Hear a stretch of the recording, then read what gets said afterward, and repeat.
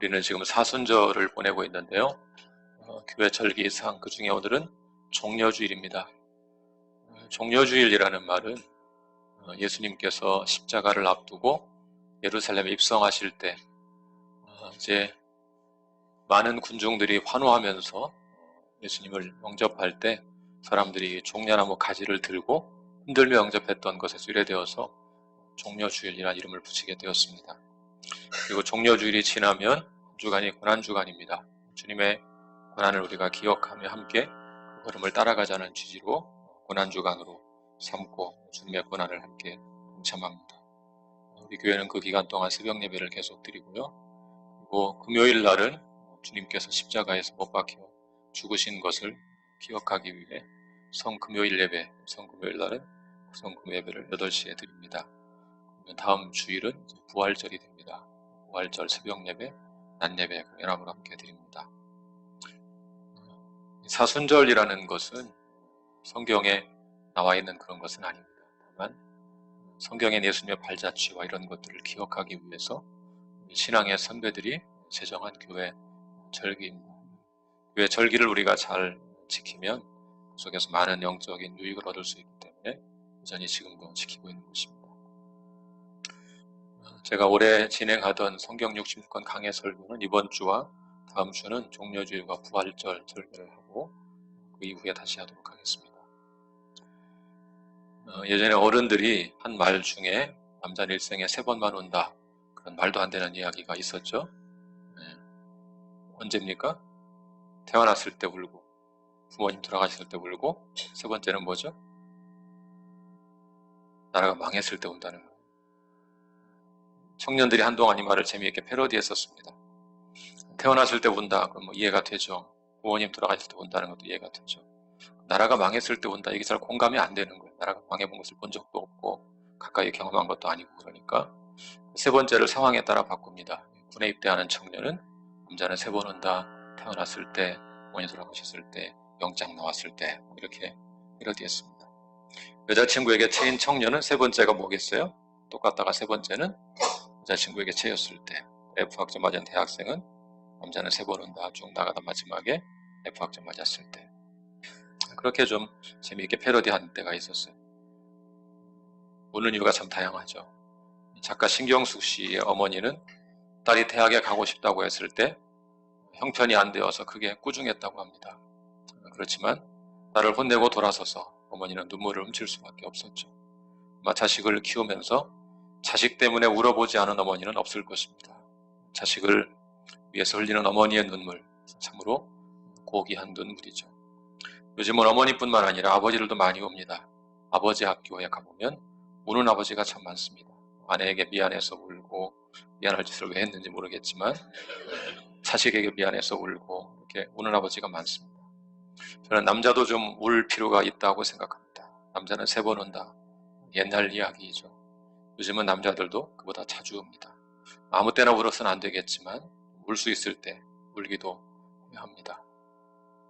영어 속담에 그런 말이 있습니다. 여자는 웃을 수 있을 때 웃고 울 수 있을 때 운다. 여성의 특성을 정확히 짚어낸 말 같습니다. 실제로 여성은 울고 싶을 때 자유롭게 울죠. 웃고 싶을 때 웃고. 남성들은 좀 감정을 억압당하는 경향이 있죠. 울고 싶어도 남자가 왜 울어? 이런 말 때문에 울지 못하는 경우가 많죠. 사실 남자들도 울고 싶을 때가 많이 있습니다. 나이가 들면서 한때 내가 촉망받는 직장인이었는데 서서히 좀 밀리는 느낌이 들 때 울고 싶어지죠. 열심히 자녀를 키운다고 키웠는데 자녀들이 내 마음대로, 내 생각대로 성장하지 못했을 때 남자들도 울고 싶어지죠. 울고 싶은데 울지 못하니까 알게 모르게 속병이 듭니다. 남자들도 울고 싶을 때 울 수 있으면 좋겠다 싶은 생각이 듭니다. 그런데 눈물이라고 다 같은 눈물은 아니죠. 악어의 눈물이라는 말이 있죠. 위선적인 눈물 혹은 거짓된 눈물을 가리키는 말이죠. 본래 전설에서 유래된 말이죠. 나일강에 사는 악어가 사람을 보면 잡아먹고 그 후에 그를 위해서 눈물을 흘린다. 전설이 있죠. 그런 전설에서 유래되어 서양 문학에서는 셰익스피어가 햄릿이나 오셀로 등에서 악어의 눈물을 인용하기도 했습니다. 돈을 횡령하거나 뇌물을 받은 정치인들이 법정에서 눈물을 흘리면 종종 기자들은 악어의 눈물, 그렇게 이제 타이틀을 뽑기도 하죠. 이런 눈물은 결코 흘려서는 안 될 위선적인 눈물이 아닌가 싶습니다. 그런가 하면 사랑하는 자식을 먼저 떠나보낸 부모의 애절한 눈물도 있습니다. 이순신 장군은 아들 면의 죽음에 대한 소식을 듣고 난중일기에서 그 심정을 이렇게 토로했습니다. 하늘이 어찌 이다지도 인자하지 못하시는고 간담이 타고 찢어지는 것 같다. 내가 죽고 네가 사는 것이 이치에 마땅한데 네가 죽고 내가 살았으니 이런 어긋난 일이 어디 있을 것이냐. 천지가 깜깜하고 해조차도 빛이 변했구나. 슬프다 내 아들아. 나를 버리고 어디로 갔느냐. 남달리 영특하기로 하늘이 이 세상에 머물러 두지 않는 것이냐. 내가 지은 죄 때문에 앙화가 내 몸에 미친 것이냐.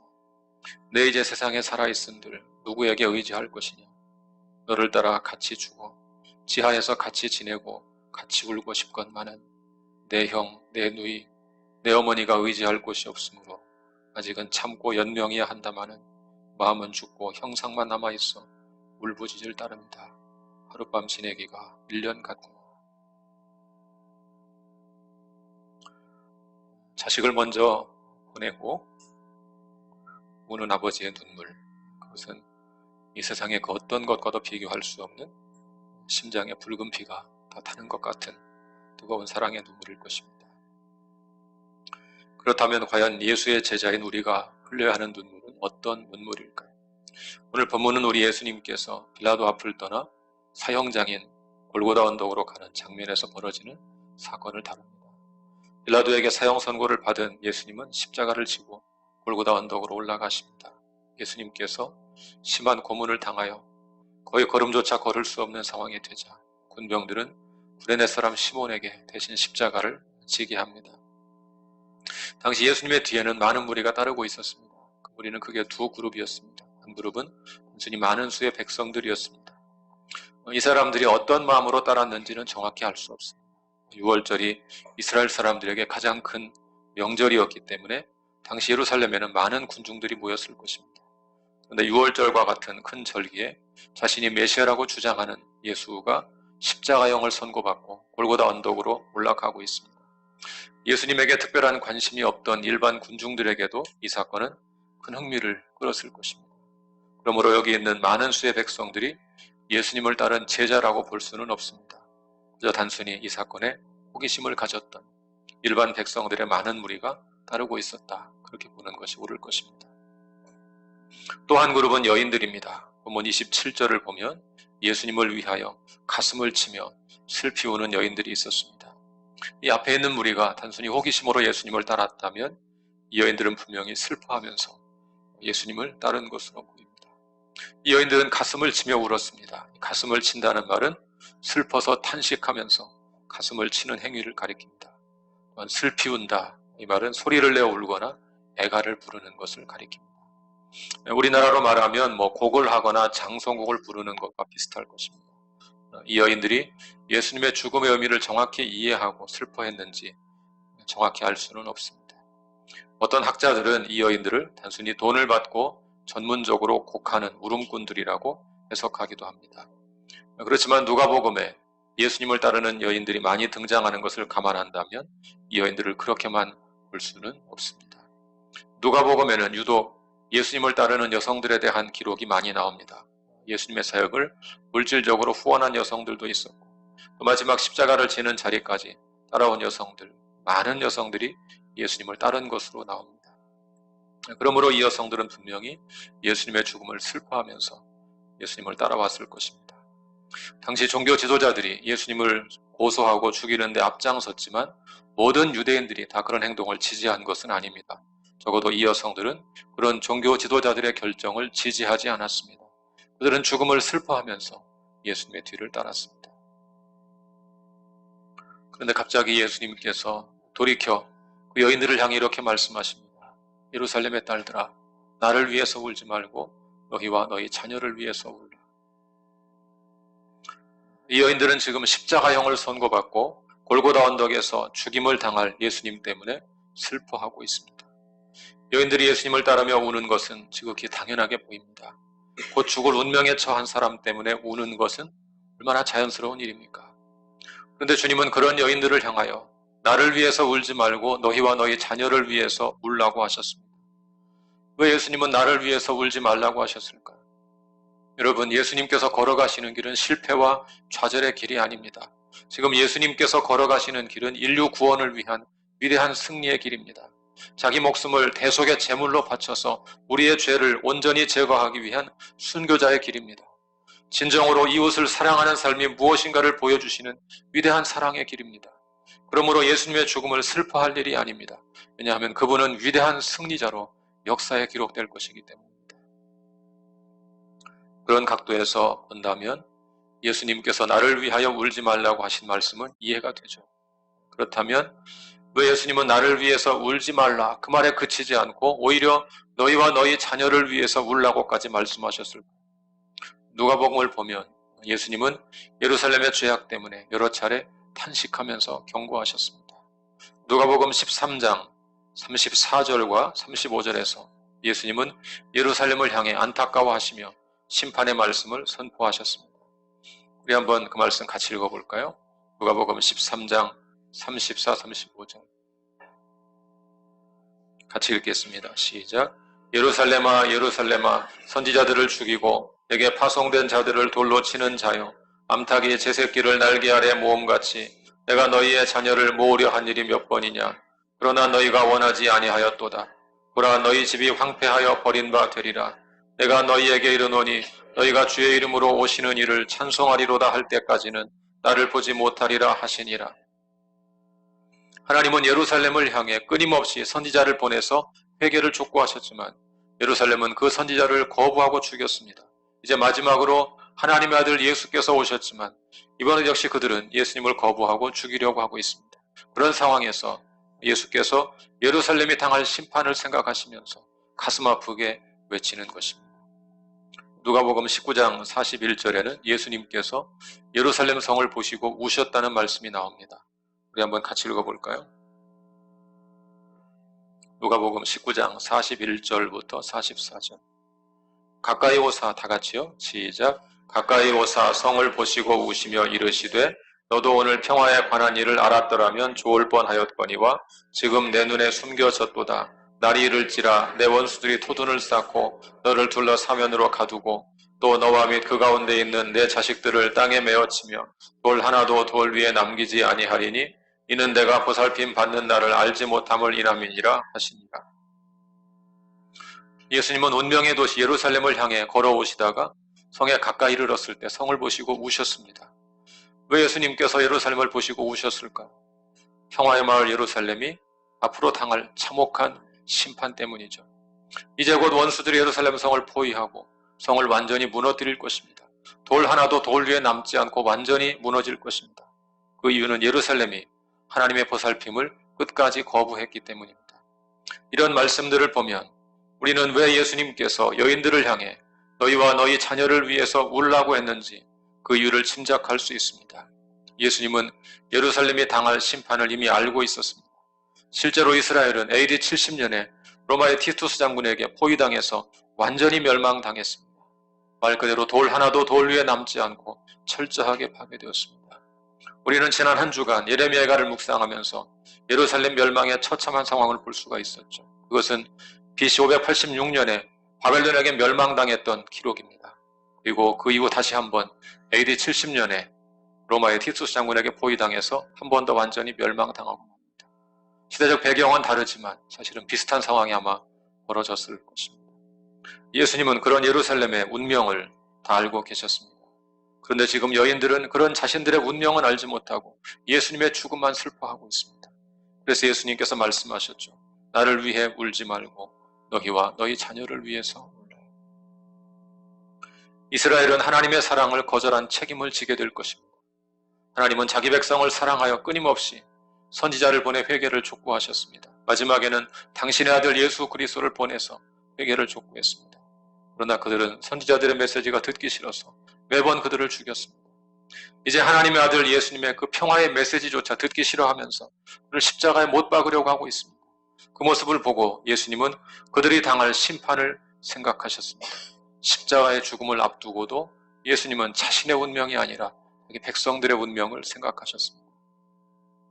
이제 예수님은 이스라엘 백성들이 당할 심판을 좀 더 구체적으로 설명하십니다. 우리 먼저 29절을 한번 같이 읽어보겠습니다. 29절 같이 보겠습니다. 시작.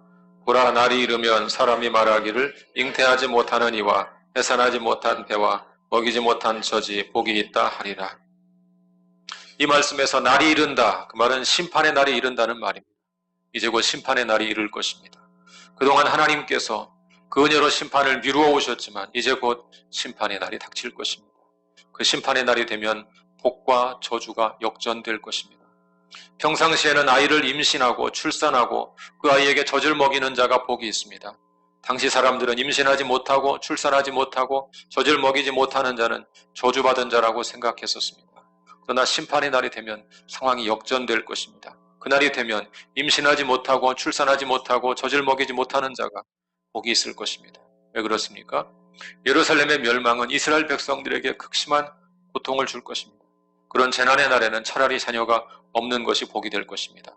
자식이 고통 가운데 죽어가는 것을 보는 것보다 더 고통스러운 일이 어디 있겠습니까? 그러므로 차라리 자식이 없는 것이 더 낫다, 그런 말입니다. 30절은 그 심판의 날이 얼마나 고통스러운 날이 될 것인가를 잘 보여줍니다.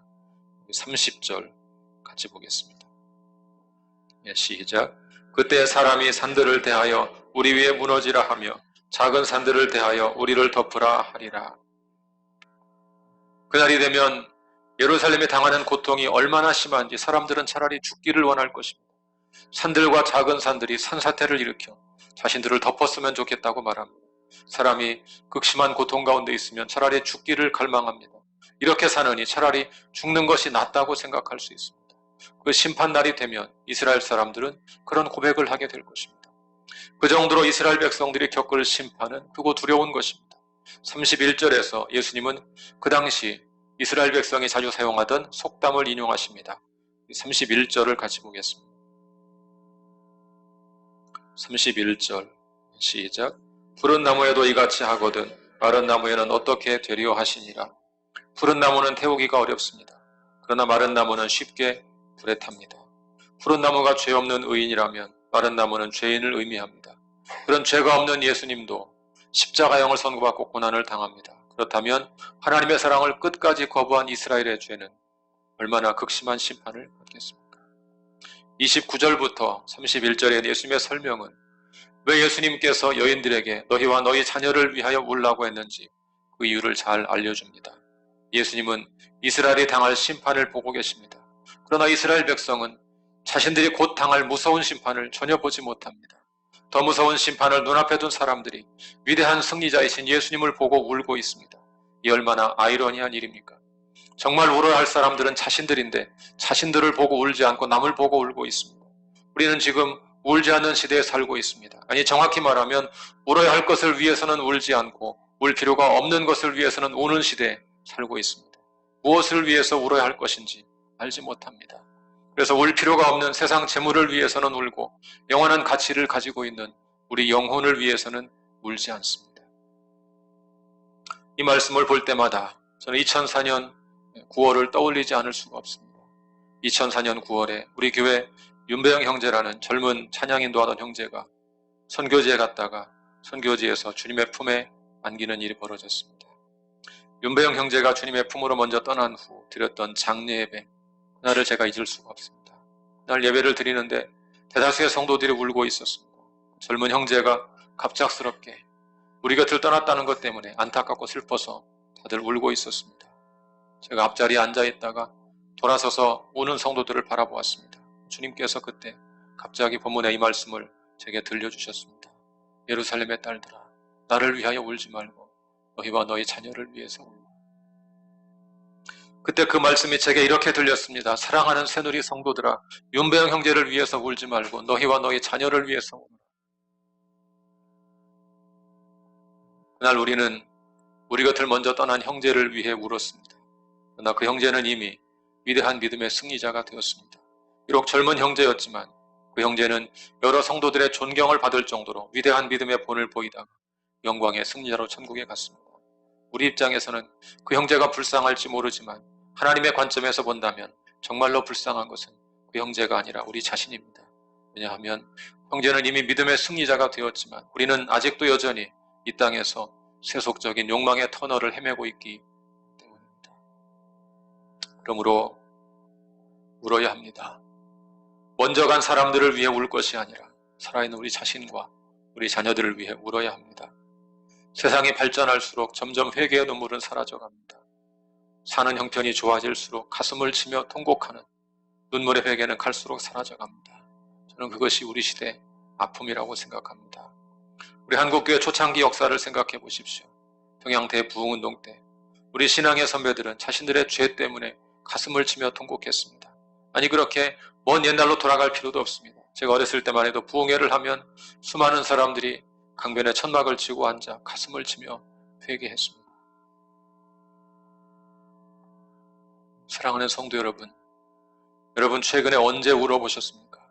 만약 울어보셨다면 무엇 때문에 울어보셨습니까? 누구 때문에 우셨습니까? 예루살렘의 여인들은 예수님 때문에 울었습니다. 예수께서 십자가를 지고 죽는다는 사실 때문에 울었습니다. 그러나 그들이 정말로 울어야 할 대상은 예수님이 아니라 바로 자신들입니다. 자신들의 죄 때문에 울어야 하고 자기 자녀들의 죄 때문에 울어야 합니다. 자신들의 죄로 인해 앞으로 닥칠 그 무서운 심판을 생각하며 울어야 합니다. 자녀들에게 닥칠 고통의 날, 심판의 날을 생각하며 울어야 합니다. 그러나 예루살렘 사람들은 회개하지 않았습니다. 그들은 회개의 눈물을 흘리지 않았습니다. 그 결과 그들은 AD 70년에 무서운 심판을 당했습니다. 그 심판 이후로 그들은 무려 2000년 가까이 나라를 잃고 전 세계를 떠돌았습니다. 사랑하는 여러분, 지금 우리가 회복해야 할 것은 다른 것이 아닙니다. 이제 우리가 회복해야 할 것은 눈물의 기도입니다. 우리의 완악함을 인하여 가슴을 치며 울어야 합니다. 우리의 세속적인 욕심 때문에 가슴을 치며 울어야 합니다. 오랫동안 신앙생활을 했지만 세속적인 욕심의 끈을 전혀 놓지 못하고 살아가는 우리의 정욕과 탐심 때문에 가슴을 치며 울어야 합니다. 우리의 자녀들에게 성경적인 가치관을 심지 않고 우리와 동일하게 세상적인 욕망을 심고 있는 것에 대해 회개하며 울어야 합니다. 어거스틴의 어머니 모니카 여사는 사랑하는 아들 어거스틴을 위해서 눈물로 기도한 것으로 유명하죠. 어거스틴 온갖 방탕한 삶을 살다가 나중에 마니교라는 이단에 빠졌습니다. 그때 모니카는 주님 앞에 나아가 간절히 매달려 기도했습니다. 어느 날 모니카는 꿈을 꿉니다. 꿈의 내용은 이렇습니다. 모니카는 꿈에 나무로 만든 잣대 위에 서서 아들 때문에 슬퍼하고 있었습니다. 그 당시 잣대라는 것은 고대 교회에서 이단을 방지하기 위해 정립한 정통 교리를 상징합니다. 잘하는 것은 기준이니까 기준에 부합한다 해서 정통 교리를 상징하는 것입니다. 모니카는 자신은 정통 교리 위에 서 있는데 아들은 이단에 빠져 있는 거 보면서 깊이 탄식하며 울고 있었습니다. 그때 한 잘생긴 젊은이가 와서 왜 우느냐고 묻습니다.